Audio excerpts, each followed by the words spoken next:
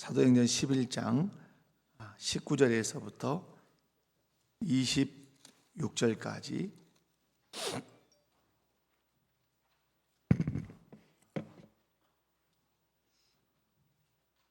사도행전 11장 19절에서 26절까지 교독합니다. 그때에 스데반의 일로 일어나는 환란으로 말미암아 흩어진 자들이 베니게와 구브로와 안디옥까지 이르러 유대인에게만 말씀을 전하는데 그 중에 몇 사람이 안디옥에 이르러 엘라인에게도 말하여 주의 예수를 전파하니 주의 손이 그들과 함께 하심에 수많은 사람들이 믿고 주께 돌아오더라. 예루살렘 교회가 이 사람들의 소문을 듣고 바나바를 안디옥까지 보내니 그가 이르러 하나님의 은혜를 보고 기뻐하여 모든 사람에게 굳건한 마음으로 주와 함께 머물러 있으라 고나니 바나바는 착한 사람이요 성령과 믿음이 충만한 사람이라 이에 큰 무리가 주께 더하여 지더라. 바나바가 사울을 찾으러 다소에 가서 만남에 안디옥에 데리고 와서 둘이 교회에 1년간 모여 있어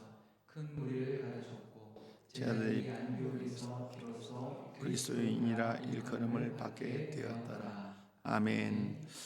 오늘 본문은 어디와 연결이 되어 있냐면 사도행전 2장, 3장과 연결되어 있는 말씀입니다. 다시 말해서 오늘 본문 말씀은 오순절 성령 강림 사건으로 크게 부흥한 예루살렘 교회를 그 배경으로 하고 있습니다. 자, 예루살렘 교회를 향해서 우리 주께서 내리신 명령이 뭐냐면 성령이 너희에게 임하면 너희가 권능을 받을 거다. 그러면 너희가 예루살렘과 온 유대와 사마리아와 땅끝까지 이르러 내 증인이 되어야 된다. 이렇게 명령을 하셨고 말씀을 하셨습니다. 그러므로 예루살렘 교회 안에 성령의 임재를 통해서 크게 교회가 부흥했다면 이 교회는 어디를 향해서 나아가야 되냐면 땅끝을 향해서 나아가야 되고 흩어져야 합니다. 그런데 오늘 말씀을 보면 흩어지지 않은 이 예루살렘 교회를 하나님께서 흩으십니다. 흩으실 때는 뭘로 흩으셨습니까? 스데반의 환란을 가지고 흩으셨어요. 그래서 본문 말씀에 이제 보면 이들이 유대인에게만 말씀을 전했었는데 이제 이들이 헬라인에게도 말씀을 전했다. 그러니까 복음의 영역이 예루살렘을 넘어서 사마리아로 사마리아의 이 지경을 넘어서 이제 땅끝을 향해 가고 있다는 사실 여러분이 발견을 할 수가 있습니다. 저는 본문 말씀을 중심으로 해서 교회가 부흥하려면 이라는 제목으로 말씀을 증거하고자 합니다. 말씀을 살필 때 한 번도 빠짐없이 은혜 받는 귀한 시간 꼭 되시기 바랍니다. 우리가 늘 오늘 이 말씀을 통해서 주께서 우리에게 주신 교훈은 교회는 반드시 부흥해야 한다는 것입니다. 이 부흥은 그냥 숫자를 늘린다 이런 개념이 아니라 정말 믿는 사람의 수가 늘어나야 된다는 사실입니다. 왜 그러냐면 교회는 그냥 인간들의 모임체가 아니기 때문에 그렇습니다. 교회는 생명의 공동체이기 때문에 그렇습니다. 예수 그리스도의 생명을 받은 사람들이 모여 있기 때문에 그 생명은 살아있다면 반드시 성장하게 되어 있습니다. 여러분, 우리가 남성으로 여성으로 태어나면 결혼을 합니다. 결혼을 하면 특별한 이유가 없는 이상은 그 부부가 누구를 낳습니까? 자녀를 낳습니다. 이유는 뭐냐면 남성과 여성이 살아있다는 증거입니다. 오늘 교회가 예수 생명을 부여받아서 살아있는 공동체라고 한다면 반드시 교회는 새 생명을 낳음으로 말미암아서 성장을 보여야 된다 하는 사실이죠. 그래서 교회가 부흥해서 이 땅을 거룩한 땅으로 하나님 나라로 만들어가야 할 사명이 있다. 그렇다면 교회가 부흥하기 위해서 어떻게 해야 되는지 몇 가지 살펴보면서 함께 은혜를 나누기 원합니다. 첫 번째, 교회가 부흥하려면 세상 속으로 흩어져야 된다고 말씀합니다. 자, 교회가 부흥하려면 어떻게 된다고요? 세상 속으로 흩어져야 된다. 교회는 두 가지를 아주 잘해야 할 책임이 있습니다. 교회 부흥의 필수 조건이라고 말할 수 있는데요, 그것은 잘 모이는 것과 잘 흩어지는 것입니다. 이 두 가지가 잘 돼야 돼요. 모임과 흩어짐이 잘 되는 교회가 건강한 교회고 또 부흥의 요소를 가진 교회라고 말할 수 있어요. 그런 의미에서 교회의 중요한 어떤 책무 또 사명, 의무라고 하는 것은 잘 모이는 거예요. 지금 여러분이 어떻게 하시는 거죠? 모인 거예요. 그래서 모이기를 힘써라. 말세가 되기 전에 모이기를 힘써라. 그렇게 말씀하죠. 근데 우리는 모이기는 힘쓰라는 말을 잘 듣지만 어떤 말은 잘 듣지 못하죠? 흩어지기를 잘해라. 이 말은 잘 듣지 못해요. 근데 오늘 성경을 보면 흩어지기를 잘하라고 말씀합니다. 그러므로 우리 교회가 두 가지를 건강하게 붙들고 있어야 되는데, 하나는 모이기를 잘하는 교회, 또 하나는 뭐죠? 흩어지기를 잘하는 교회가 돼야 돼요. 우리 목포교회 모든 성도님들은 잘 모일 뿐만 아니라 잘 흩어지는 그런 성도들 되시기를 주님의 이름으로 축원합니다. 교회의 능력은 잘 모이는 곳에 있습니다. 여러분, 우리나라 초대 대통령이신 이승만 대통령께서도 그런 얘기 했지 않습니까? 모이면 살고 흩어지면 망한다. 근데 여기서 이제 교회에 흩어짐을 적용할 때는 망하는 게 아니에요. 이 흩어짐이라고 하는 것은 뭘 하기 위해서 흩어지는 거죠?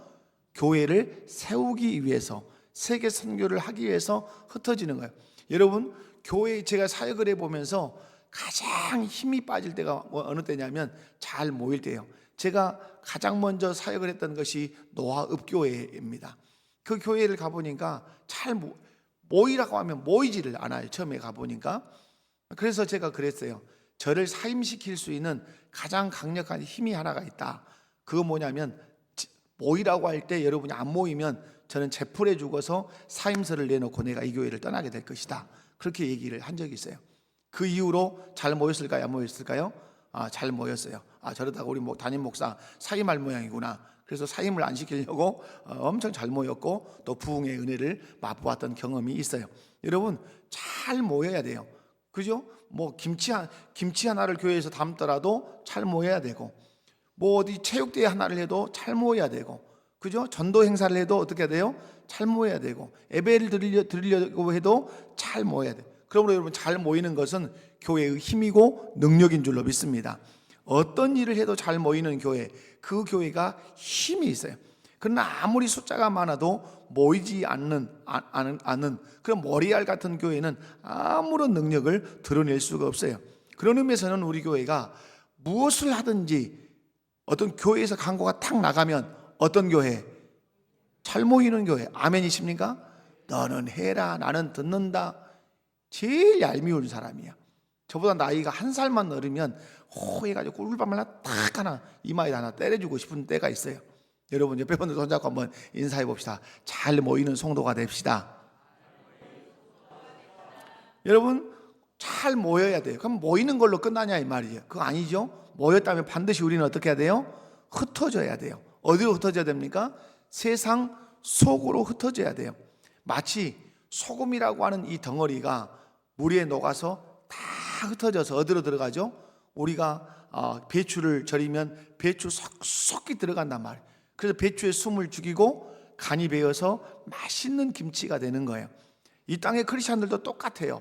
교회에서 잘 모였다가 여러분, 세상 깊숙한 곳으로 흩어져서 그곳에서 복음을 증거하는 삶을 사셔야 돼요. 교회 안에서 우리끼리만 잘 모인다고 잘하는 것은 아니라는 사실이요. 저는 교회에서 아주 경계하는 하나의 문화가 있어요. 제가 아주 그걸 경계하는데, 여러분, 제가 이렇게 목회하는 것을 여러분이 7년째 지금 보고 계세요. 여러분, 제가 아주 경계하는 것은 끼리끼리 문화예요. 이 끼리끼리 문화를 조금 더 고급적인 용어로 쓰면 과잉 친교 문화예요. 과잉 친교하는 문화를 저는 엄청 경계해요. 제가 어떤 성도들과 끼리끼리 몰려다니는 것을 여러분 7년 동안 보신 적 있습니까? 우리 목사님은 저 사람들하고만 모여서 식사하더라. 우리 목사님은 저 사람들하고만 차를 마시더라. 그런 적 있으십니까? 저는 그러지 않아요. 왜? 저를 중심으로 해서 몇 사람이 끼리끼리 모이는 것은 결코 교회에 유익하지 않아요. 교회에 큰 해가 된단 말이에요. 교회 안에서 회비를 걷어서 모임을 갖는다. 그래서 그 사람들끼리만 여행을 간다. 좋은 모임이에요? 나쁜 모임이에요? 대답해봐요. 좋은 모임, 나쁜 모임이에요? 나쁜 모임이에요. 나쁜 모임. 교회 안에서 자기들끼리 모여서 회비 내에서 자기들끼리 봄, 여름, 가을, 겨울 여행을 가고 그 사람들끼리 자기 집안의 경사를 더 챙기고, 이런 것들은 교회에서는 몰리해. 그래서 교회에서 옛날에는 못하게 하는 것이 있었죠. 개를 못하게 해서, 개, 쌍꺼풀 개 이런 거 못하게 했단 말이에요. 제가 노아읍교회 가니까 쌍꺼풀 개를 합디다. 눈을 깔라고, 하루아침에 같이 깔라고. 근데 그 교회가 얼마나 에어컨도 없이 더웠는지 몰라요. 제가 32살 부임해가지고 7월달에 갔는 8월달에 예배를 드리는데 검정 양복을 입었는데 막 땀을 줄줄줄줄. 그 쌍꺼풀개를 자기들 스스로 깼다는 거 아닙니까? 그래서 에어컨을 놨어요.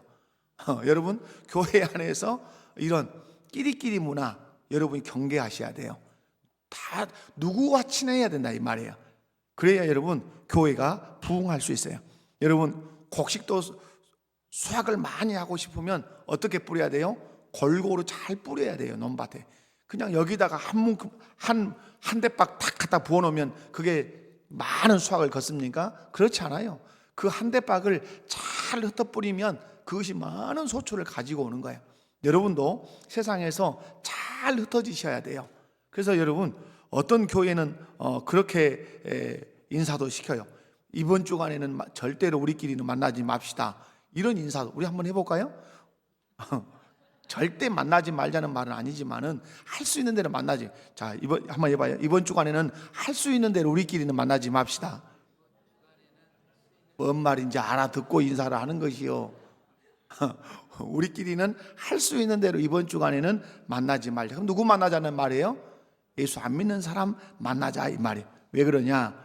우리가 구원해야 될 대상이 교회 안에 있지 않고 교회 밖 세상 속에 있기 때문에 그래요. 여러분, 흩어지지 않으니까 하나님이 오늘 말씀 어떻게 하죠? 예루살렘 교회를 흩으세요. 무엇으로 흩으시죠? 스데반의 환난을 가지고 흩으셨단 말이에요. 그 결과 이방 지역에 이제 교회를 세우는 일이 발생했어요. 그러므로 우리의 모임은 흩어짐을 전제로 한 모임이 되어야 돼요. 모일 때는 한 사람처럼 모이고, 따라서 해봅시다. 모일 때는 한 사람처럼 모이고, 아멘. 모일 때는 한 사람처럼 모여야 돼요. 그러나 흩어질 때는 정말 잘 흩어져요. 세상 곳곳으로 여러분이 흩어져서 뭘 해야 돼요? 복음을 전하는 삶을 여러분이 사셔야 돼요. 여러분, 어떤 의미를 가지고 우리가 아까 이제 말씀을 의미 있는 말을 우리 하나 했는데 그게 뭐죠? 할 수 있으면 주중에는 만나지 말자. 근데 여러분, 근데 꼭 예수 믿는 사람들, 우리 목사의 한계가 어디인 줄 아십니까? 목사의 한계는 예수 믿지 않는 사람을 만날 이유가 훨씬 적어요. 다 누구만 만나요? 성도들 만나고 목사님들 만나요. 그래서 저희들도 그래서 우물 안에 개구리가 될 가능성이 있어요. 그래서 많이 이렇게 이제 주변도 돌아다녀 볼 필요가 있고 사람 만나볼 필요가 있는 거죠. 여러분, 정말로 할 수 있는 대로 우리끼리는 만나지 말자는 말은 정말 의미 있는 말이죠. 우리끼리 만나면 뭔가 통하는 것이 있어서 좋을지는 모르지만 결코 무엇은 되지 않는다. 전도는 되지 않아요. 사랑하는 성도 여러분, 부흥의 때는 언제나 잘 모일 뿐만 아니라 잘 흩어질 때 부흥이 됐다는 사실을 여러분 꼭 기억하시기 바라고요. 여러분, 미국에는 이제 1차 대각성 운동, 2차 대각성 운동, 그래서 부흥 운동이 있고, 그 다음에 우리나라에도 1907년 평양 대부흥 운동이 있고 원산 부흥 운동이 있고 막 이런 부흥 운동이 있어요. 그래서 아주사 부흥 운동도 있고 막 인도의 부흥 운동도 있고, 그 교회사에 보면 각 시대에 놀라운 성령의 그런 부흥 운동들이 있어요. 근데 미국의 19세기 말과 20세기 초에 이 부흥 운동이 어디서 많이 일어나냐면 캠퍼스에서 일어난단 말이에요. 캠퍼스에서 몇 명이 이렇게 모여서 잔디밭에서 기도하다가 성령의 능력을 받아서 엄청난 미국의 부흥 운동이 막 불길같이 일어난단 말이에요. 그러면 그들이 미국 교회가 잘 모였지만 그 모인 것으로 끝나지 않고 그들이 동력을 확 발휘해서 뭘 한 줄 아십니까? 선교를 했어요.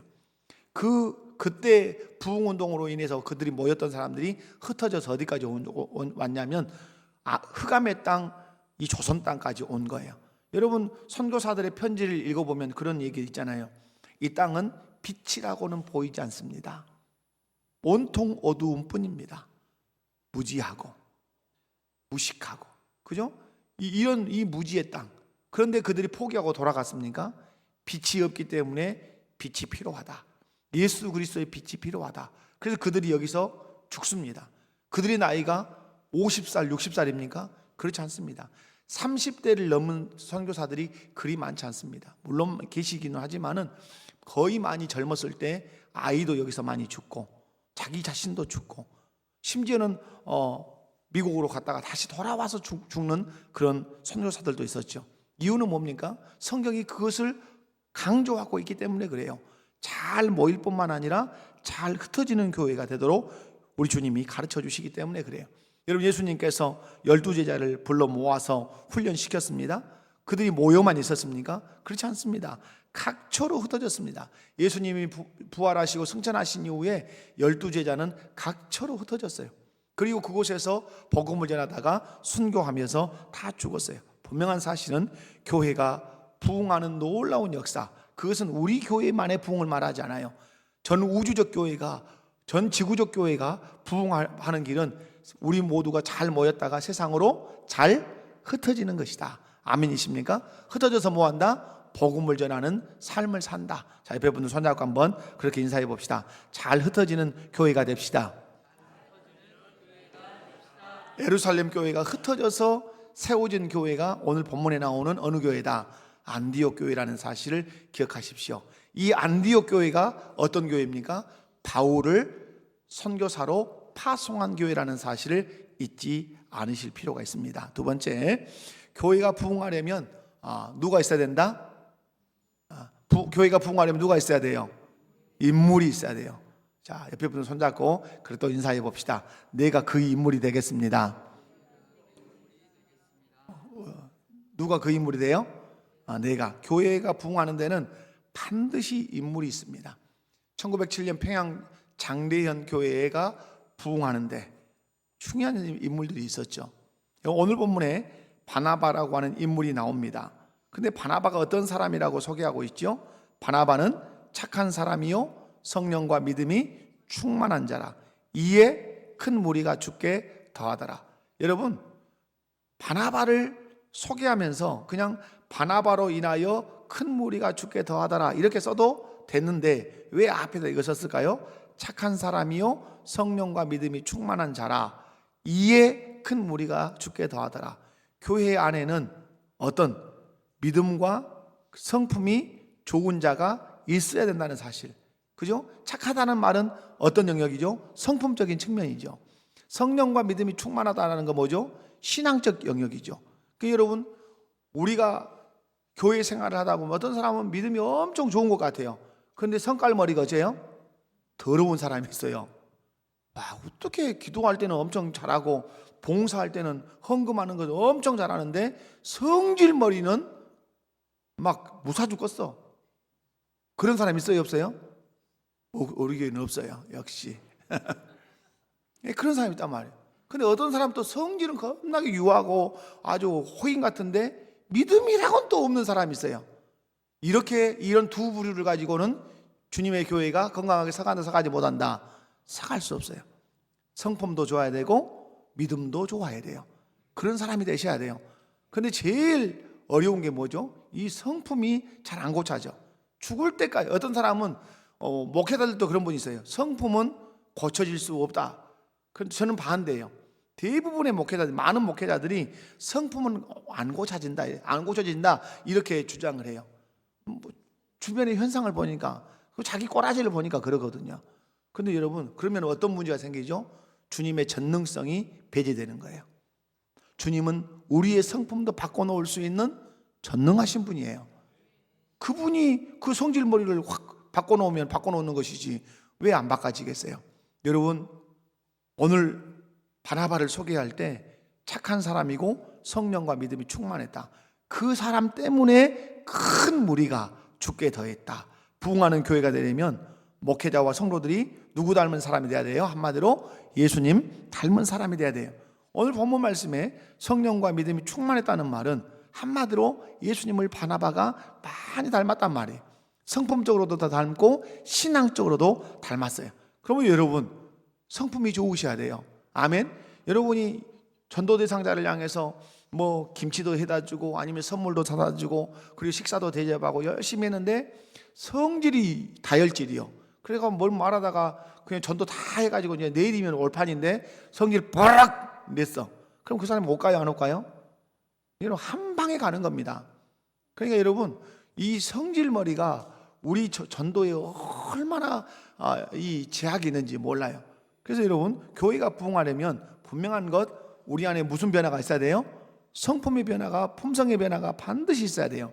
그리고 어떤 변화도 있어야 돼요? 신앙의 변화도, 믿음의 변화도 반드시 있어야 돼요. 그래서 여러분 교회가 부흥하는 데는 교회 안에 말씀대로 사는 믿음의 인물이 있어야 된다, 없어야 된다? 반드시 있어야 돼요. 반드시. 그런 의미에서 한번 옆에 분들 손잡고 인사해 봅시다. 내가 믿음의 인물이 되겠습니다. 손잡고 좀 얘기 좀 해봐요. 쑥스럽더라도. 자, 다시 한번. 제가 믿음의 인물이 되겠습니다. 누구 같은? 바나바 같은. 그래서 여러분 교회 안에 사역을 얘기할 때 바나바 사역이 있어요. 바나바 사역. 바나바 사역이 뭐요? 바나바가 사울을 누구에게 소개했어요? 예루살렘 교회에 소개했죠. 예루살렘 교회 사도들이 사울을 받아들였어요? 받아들이지 않았어요? 마음이 뜨거운 거예요. 저 사람이 어떤 사람인데 우리가 저 사람하고 교제하겠냐 하고 사울이 핵심했어도 베드로나 이런 사람들이 멀리 있단 말이야. 그때 중간 다리를 놓은 사람이 누구죠? 바나바란 말이에요. 여러분 교회 안에 어떤 사람이 필요하죠? 바나바와 같은 사람이 필요하다 이 말이에요. 여러분 교회가 부흥하지 못하는 이유가 뭐냐면 고학력자가 없어서도 아니에요. 거부가 없는 것이 문제가 아니에요. 정치인이나 유력한 거물이 없는 것이 교회의 연약함이 아니에요. 여러분 그런 분들도 많이 있으면 좋겠죠. 있어야 되기도 하고요. 그러나 그것이 교회의 본질은 아니라 이 말이에요. 교회는 말씀대로 사는 믿음의 인물이 없는 것이 교회의 문제라 이 말이에요. 여러분 전라북도에 가면 기역자 교회 있지 않습니까? 거기에는 누가 교회 안에 교회를 여러분 그 기역자 교회에 가보면 장로님이 누구였냐면 한 집에서 머슴으로 살던 사람이 장로가 되고 주인이 집사였어요. 그런데 그 집사님이 뭐라 그랬어요? 자기 머슴을 향해서 장로님 하고 불렀어요. 이유는 분명하죠. 집에서는 내가 주인이지만 교회에서는 당신이 장로님이십니다. 이게 불렀단 말이에요. 그런데 그 머슴 장로님이 잘했단 말이에요. 여러분 교회의 문제는 말씀대로 사는 믿음의 사람이 적다는 것이 교회의 문제예요. 한마디로 존경할 인물이 없다는 것이 교회의 가장 큰 어려움이면 어려움이라고 말할 수 있어요. 예수 믿는 사람들이 세상 속에서 부정직하고 거짓말하고 덕을 끼치지 못하고 예수 믿는 사람만 걷기면 말이 생기고 탈이 생기면 직장에서 예수 믿겠다고 하겠어 안 하겠어요? 안 하죠. 여러분이 아무리 전도축제 아니라 전도축제 할아버지를 해도 여러분이 직장에서 거짓말하고 직장에서 뭐 문서를 조작하고 직장에서 내가 낀 곳마다 다툼이 일어나고 그러면 내가 전도할 때 그 사람이 아멘 하고 따라올까요? 당신이나 잘하세요. 이렇게 된단 말이에요. 속으로. 여러분 교회 안에 필요한 사람 뭐죠? 믿음의 인물, 성품이 주님을 닮고 믿음이 주님을 따라가는 그 사람이 교회 안에 필요하다 이 말이에요. 우리 예수님은 그래서 사도행전 2장 42절에서 47절에 이렇게 말, 좀 길지만 우리 또박또박 한번 읽어보도록 합니다. 사도행전 2장 42절에서 47절 시작. 그들이 교제하고 떡을 떼며 오로지 기도하기를 힘쓰니라. 사람마다 두려워하는데 사도들로 말미암아 기사와 표적이 많이 나타나니 믿는 사람이 다 함께 있어 모든 물건을 서로 통용하고 또 재산과 소유를 팔아 각 사람의 필요를 따라 나누어 주며 날마다 마음을 같이하여 성전에 모이기를 힘쓰고 집에서 떡을 떼며 기쁨과 순전한 마음으로 음식을 먹고 하나님을 찬미하며 또 온 백성에게 칭송을 받으니 주께서 구원받는 사람을 날마다 더하게 하시니라. 아멘. 자, 저는 이 말씀을 보면 이 말씀이 어디서 나와야 되냐면 여호수아를 지나서 그 다음에 성경이 어디죠? 사사기가 나오죠. 여러분 사사기에서 이 말씀이 나와야 돼요. 이 신정국가예요. 이 모습이. 근데 여러분이 이 말씀이 왜 그러냐면 요단강을 건너서 차지한 땅 가나안 땅에서 이렇게 이 모습이 사사기에서 나왔어야 돼요. 근데 여러분 오늘 신약 성경을 보면 예수님의 죽으심과 부활을 경험한 사람들이 살아낸 삶, 사사기에서 이루어내지 못한 모습을 예수님의 제자들이 예루살렘 땅에서 지금 보여주고 있는 거예요. 예수 그리스도가 왕으로 통치하시면 이런 나라가 된다. 이런 나라가 되어야 된다. 이게 하나님 나라다 하는 걸 보여주는 거예요. 여러분, 예루살렘 교회가 부흥한 가장 근본적인 이유는 예수 그리스도의 통치를 받아 예수님이 원하시는 삶을 살았기 때문에 그래요. 한마디로 말씀대로 살아온 성도들의 그 삶이 결국 백성들에게 칭송을 받았어요. 그래서 여러분, 제가 처음 목회할 때, 오늘 처음 목회하는 얘기를 많이 하네요. 제일 처음 목회할 때 교회 표어를 그렇게 정했어요. 모든 사람들에게 칭송받는 교회가 되자. 왜냐하면 결국은 여기에서 교회의 자랑스러움이 생기고 교회의 능력이 생기기 때문에 그래요. 여러분, 오늘 사도행전을 우리가 읽었는데 여러분이 칭송받아야 돼요. 아멘이십니까? 가정에서는 예수 믿지 않는 가족들에게 칭송받아요. 그래서 제가 명절 때 얘기를 자꾸 하죠. 명절 때 뭐 이혼율이 많이, 다 이 세상이 정말 나쁜 거예요. 방송이. 그런 방송하면 안 돼요. 뭐 추석이 끝나면 이혼율이 높아졌니, 설이 끝나면 이혼율이 높아졌니, 그런 방송을 무엇이 짤데기 없이 그런 걸 해요. 그런 거 누가 알고 싶다 그랬어요? 그죠? 우리 그리스도인들이 거기 현혹돼서 그래서 떡을 하지 말자, 그래서 전을 붙이지 말자, 그러면 됩니까? 아니죠. 그리스도인들은 더 섬기되 기쁨으로 섬겨서 가족들을 즐겁게 하고 가족들과 기쁨을 나누는 그런 크리스찬들, 우리 남성 여성들이 돼야 된다는 말이에요. 여러분, 예루살렘 교회가 부흥하게 된 것은 다른 데 있잖아요. 칭송받았기 때문에 그래요. 가정에서, 직장에서, 여러분이 삶의 그 어떤 현장에서 예수 믿는 사람으로서 어떻게 하자? 칭송받으시기 바랍니다. 박수 받으시기 바랍니다 이 말이에요. 오늘 한번 본문 11장으로 한번 가보겠습니다. 11장. 오늘 보면 25절에서 26절을 함께 한번 읽어보도록 합니다. 시작. 바나바가 사울을 찾으러 다소 안디옥에 데리고 와서 큰 무리를 가르쳤고 제자들이 안디옥에서 비로소 그리스도인이라 일컬음을 받게 되었더라. 여러분, 안디옥 교회가 부흥한 이유는 다른 데 있잖아요. 여러분, 앞절이 의미가 있어요. 25절, 바나바가 사울을 찾으러 어디로 갔어요? 그의 고향 다소에 갔죠. 만나서 안디옥에 데리고 와서 둘이 1년간 뭐 했어요? 큰 무리를 가르쳤죠. 그리고 난 이후에 생겨난 말이 뭐죠? 제자들이 안디옥에서 비로소 누구라? 크리스찬. 가장 먼저 크리스찬이라고 하는 이 용어가 어디서 생겼다? 안디옥 교회에서 생겼어요. 그럼 안디옥 교회 교인들이 왜 크리스찬이라는 이 말을 듣게 되냐 이 말이에요. 바울과 바나바를 통해서 1년 동안 열심히 말씀의 가르침을 받고 그 말씀대로 살았더니 세상 사람들이 별명 하나를 붙였는데 뭐라고 붙였다? 크리스찬이라고. 이 크리스찬이라는 말은 다른 말이 아니에요. 예수 그리스도께 속한 사람. 당시에는 좀 비아냥거리는 말이었어요. 흉보는 말이었어요. 쉽게 얘기하면 예수한테 미친 사람들, 이런 거였어요. 여러분, 우리를 향해서 지금 누구라고 말하죠? 그리스도인, 크리스찬이라고 말해요. 여러분, 이게 우리에게 영광 아니겠습니까? 예수한테 미쳤단들, 우리에게 그 영광 아니에요?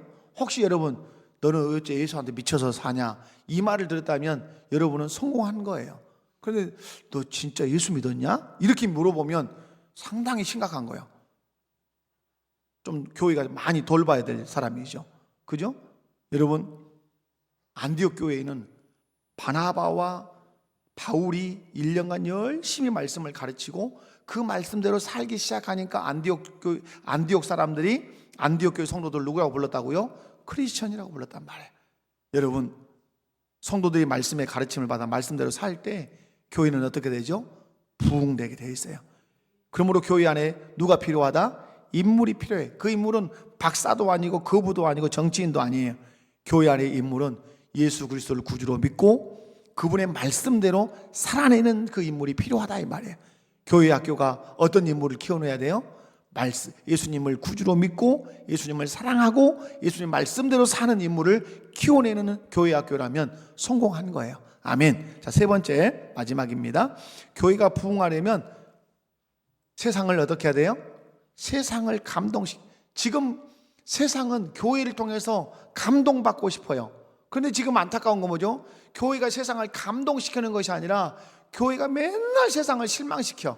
뉴스 나오면 뭐 세습을 하느라고 뭐 다퉜느니 어쨌느니 하면서 자꾸 교회가 세상을 실망시키니까 교회에 지금 세상이 기대를 해요, 안 해요? 기대를 너무 안 해. 그래서 종교 지지도를 보면 꼴등이에요.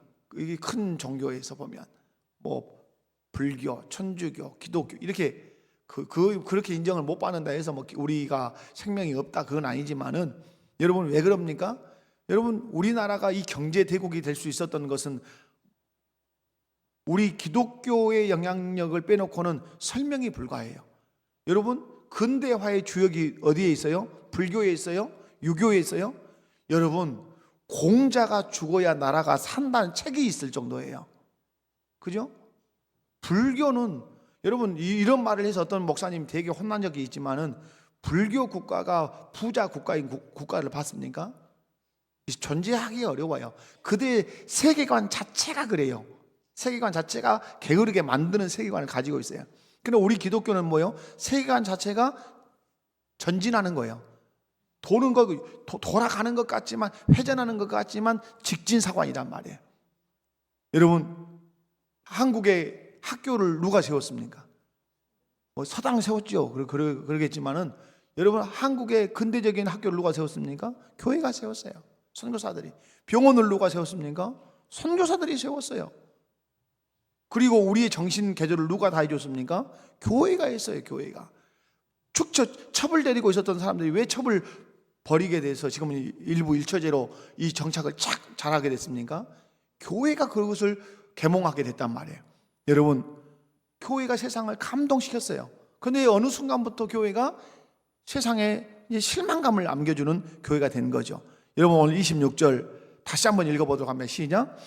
만남에 안디옥에 데리고 와서 둘이 교회에 1년간 모여 있어 큰 무리를 가르쳤고 제자들이 안디옥에서 비로소 그리스도인이라 일컬음을 받게 되었더라. 아멘. 안디옥 교회 성도들이 크리스찬이라는 일컬음을 받게 된 거죠. 여러분 안디옥 교회 사람들이 주님을 사랑하고 주님을 위해서 살았기 때문에 그들을 가리켜 누구라고 부르게 된 거죠? 크리스찬이라고 부르게 된 거죠. 여러분이 직장 생활할 때 여러분을 그리스도인으로 너는 교회 다니지 그러니까 술 먹으면 안 되지 너는 교회 다니지 그러니까 너 이 일은 하지 마라 이게 될 정도 되셔야 된단 말이에요. 여러분 그러니까 최소한 어디서부터 잘해야 돼요? 밥 먹을 때는 두 손 모으고 기도할 줄 알아야 돼요. 그리고 그 누구보다도 굳은 자리에 설 줄 알아야 돼요. 그리고 섬김의 자리에 설 줄 알아야 돼요. 그래야 사람들이 오랫동안 그 신실함을 보고 여러분을 마지막에 누구로 인정하죠? 크리스찬이라. 너는 정말 신실한 크리스찬이라. 너는 어느 교회 다니냐? 내가 교회를 나간다면 네가 나가는 교회를 나가고 싶다. 이런 고백을 여러분이 만들어낼 수 있어야 돼요. 사랑하는 성도 여러분, 성도는 하나님의 말씀을 통해서 거룩한 충격을 먼저 받아야 돼요. 여러분이 말씀을 통해서 충격을 빵 한번 받아야 돼요. 어디서? 교회에서. 그리고 그 충격받은 그 말씀을 붙들고 세상에 충격을 빵 줘야 돼요. 그래서 세상에 물결이 일어나야 돼요.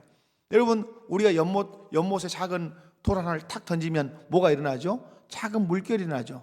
그 작은 물결이 어디까지 밀려오죠? 그 호수 가해까지 밀려온단 말이에요. 이게 파동의 중요한 원리 아닙니까? 여러분 우리의 몸짓은 작을 수 있어요. 나비 효과라는 것도 있잖아요. 나비의 그 날개짓이 태평양의 태풍을 일으킨다는 그런 일도 있잖아요. 나의 작은 몸짓이 지극히 작은 것 같지만 나비 효과를 일으킬 수 있어요. 파동의 원리로 연못에 던져진 작은 그 돌이 일으키는 그 물결이 호수 끝까지 오게 할 수 있단 말이에요. 그러므로 여러분 교회에서 말씀으로 충격을 받으셔야 돼요. 이것을 우리는 뭐라고 얘기하죠? 은혜 받았다 하는 거예요. 은혜 받았다는 말, 내 귀에 듣기 좋은 얘기는 엄청 세상에도 많죠. 여러분 말씀으로 충격을 받으셔야 돼요. 그게 진짜 은혜예요. 그 충격을 받아서 충격받은 그 말씀, 은혜 받은 그 말씀을 가지고 살아내서 세상에 뭘 줘야 돼요? 충격을 딱 줘야 돼요. 마치 연못 중앙에 돌을 던지듯이 나비가 날개짓을 하듯이 여러분이 그 자리에서 그렇게 행위를 하면, 그 행동을 하면 이 세상에 거룩한 충격을 받아서 물결이 일어날 거란 말이에요. 그 물결이 결국은 교회의 부흥을 이끌어 온다는 사실을 여러분 기억하시면 좋겠어요.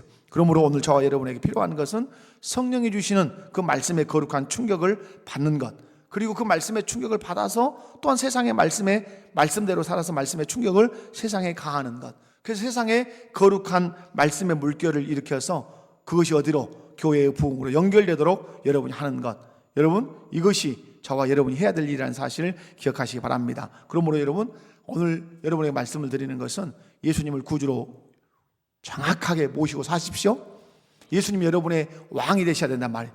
그리고 그 왕이신 예수님께서 말씀하신 대로 여러분이 살아가셔야 돼요.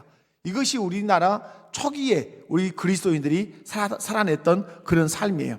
그러므로 여러분, 세상으로 도망가지 말고, 세상 속에 산다는 것이 결코 쉬운 일은 아니지만, 여러분, 세상 속에서 작은 몸부림이지만 말씀대로 여러분이 몸부림을 해주신다면 놀라운 그 거룩한 파도가 세상 안에서 일어날 것이에요. 세상 속에 산다는 것이 쉬운 일은 아니에요. 왜? 세상은 누가 다스리고 있기 때문에, 악한 영이 다스리고 있기 때문에 그래요. 그러나 그 악한 영 위에 계시는 분이 누구시죠? 예수 그리스도가 계신다는 사실 여러분 믿고, 우리 인생의 승패는 다른 것이 아니에요. 나의 조건과 경험에 있지 않아요. 우리 인생의 성공과 승패는 오직 예수 그리스도께 달려 있어요. 여러분, 예수 그리스도의 손에 붙들려 살기만 한다면 세상 속에서 승리하게 될 거예요. 그리고 예수 그리스도의 말씀을 붙들고 예수 그리스도께 붙들려 세상 속에 살면 여러분이 거룩한 충격을 주는 그런 사람이 될 거예요. 그래서 가장 좋은 것들을 나눔으로 안디옥 교회가 일으켰던 그 거룩한 부흥의 역사가 저와 여러분을 통해서 우리 교회 안에 또 일어나기를 간절히 원합니다. 말씀 맺습니다. 우리가 오늘 3가지 살폈죠? 교회가 부흥하려면 세상으로 흩어져야 된다. 그러기 전에 어떻게 해야 되죠? 잘 모였다가 은혜 받고 세상으로 흩어져서 뭐 해야 된다? 복음을 증거하는 삶을 살아야 된다. 그리고 교회 안에 누가 있어야 된다? 인물이 있어야 된다. 어떤 인물? 예수님의 성품을 담고 믿음이 신실한 인물. 특별히 오늘 예로 들어서 누가 나왔죠? 바나바와 같은 그런 인물이 누가 돼야 된다? 내가 돼야 되고 우리 아이들이 돼야 된다. 교회가 부흥하려면 세상을 실망시키는, 세상 사람들의 고개를 자꾸 떨구게 하는 그런 교회가 아니라 교회를 바라보도록, 교회가 세상에 감동을 주는 그런 교회가 될 때 교회는 부흥될 줄로 믿습니다. 다 같이 자리에서 일어나셔서 찬양합시다.